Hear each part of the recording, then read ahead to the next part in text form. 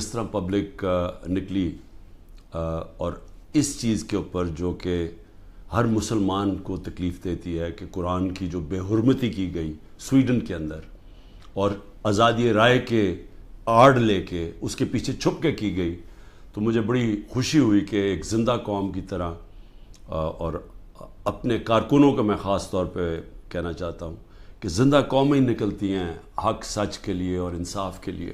میں رجسٹری میں بیٹھا ہوا تھا تو جس طرح مجھے اغوا کیا گیا کمانڈو ایکشن میں، سپریم کورٹ کا تفصیلی فیصلہ آیا اور اس میں دو چیزیں واضح ہو گئی کہ ایک کہ یہ غیر قانونی تھا اور غیر آئینی تھا، جو طریقہ انہوں نے جس طرح مجھے وہاں سے اغوا کیا ہے وہ غیر قانونی بھی تھا اور غیر ہمارے آئین کے خلاف بھی تھا، اور یہ بھی اس میں آیا سپریم کورٹ کے فیصلے میں کہ جب میں چیف جسٹس صاحب کے سامنے پیش ہوا تو پہلی دفعہ مجھے پتہ چلا کہ کیا ہوا، ملک کے اندر توڑ پھوڑ ہوئی، آگ لگی، کتنے بڑے احتجاج ہوئے۔ مجھے تو کوئی اندازہ ہی نہیں تھا کیونکہ مجھے تو انہوں نے نظر بند کیا ہوا تھا۔ تو میرا سب سے پہلا سوال یہ کہ اس کا کون ذمہ دار ہے؟ کیا انٹیریئر منسٹری ذمہ داری اٹھائے گی اس کی؟ کوئی اس کو ذمہ دار ٹھہرائے گا؟ اور کیا نیب چیئرمین اس کی ذمہ داری لے گا جو ہوا میرے ساتھ؟ اور میں اب اس سے آگے چلتا ہوں۔ جب مجھے یہ جس طرح اٹھایا گیا اور اب ثابت ہو گیا کہ یہ اس ملک کے آئین اور قانون کے خلاف تھا، تو کیا ہماری پارٹی کو یہ حق نہیں تھا پرامن احتجاج کرنے کا؟ میں نے سپریم کورٹ میں جب مجھے بتایا چیف جسٹس صاحب نے، میں نے اس کی مذمت کی اور انہوں نے وہ لکھا اپنے آرڈر کے اندر، اور میں نے کہا کہ 27 سال میں آج تک میں نے کبھی اپنی جماعت کو یہ نہیں کہا کہ کسی قسم کی انتشار کے اندر شامل ہو۔ غداری کس نے کی؟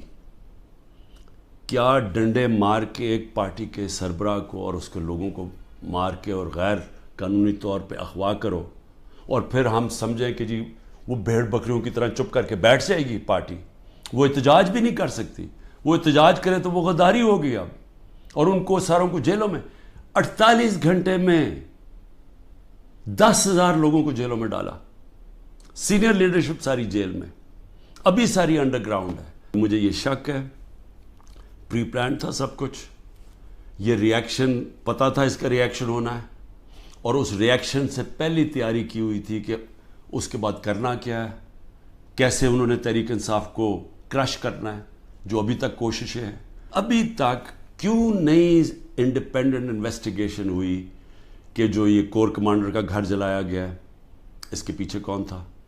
کیوں نہیں انڈیپینڈنٹ انویسٹیگیشن؟ ہر جگہ سے ایک آئی کہ جی لوگ تھے، کئی لوگ اندر گھسے ہوئے تھے، وہ اشتعال دلوا رہے تھے لوگوں کو، اور پھر ہر جگہ سے ایک چیز آئی کہ جی یہ جو ریڈیو پاکستان جلا ہے یہ کوئی ماچس کی تیلی سے تو نہیں جلا، جو میاں والی کے اندر جہاز چوک جو سب کو فخر کرتے تھے، وہ سیبر جو لگا ہوا ہے میاں والی میں، اس کو کس نے جلایا ہے؟ ایلومینیم کیسے جل سکتا ہے ماچس سے؟ کوئی پلان ہی تھا نا۔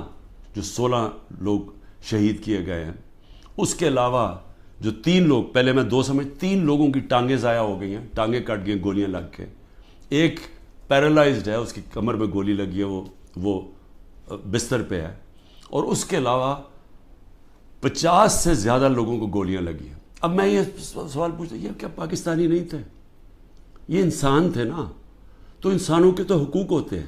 ان سب کو خوف ہے کہ الیکشنز کے اندر انہوں نے ہار جانا ہے، تو یہ پوری سازش کا حصہ بنے ہوئے ہیں، اور اسٹیبلشمنٹ کے ساتھ جان کے اسٹیبلشمنٹ کو ہمارے خلاف اور کر رہے ہیں، صرف اس لیے کہ یہ الیکشن میں پی ٹی آئی کو اسٹیبلشمنٹ ختم کرے پی ٹی آئی کو، تاکہ یہ چور پھر سے الیکشن جیت کے آ جائیں۔ کون ہیں وہ لوگ جو اس تباہی سے فائدہ اٹھا رہے ہیں؟ وہ میں آپ کو یقین دلاتا ہوں کہ وہ پاکستان کی اکثریت نہیں ہے، یہ تھوڑے سے لوگ ہیں جو قبضہ کر کے بیٹھے ہوئے ہیں وسائل پہ، جو قانون کے اوپر بیٹھے ہوئے ہیں، اور وہ صرف اور صرف چاہتے ہیں کہ ہمارا یہ جو قبضہ یہ برقرار رہے۔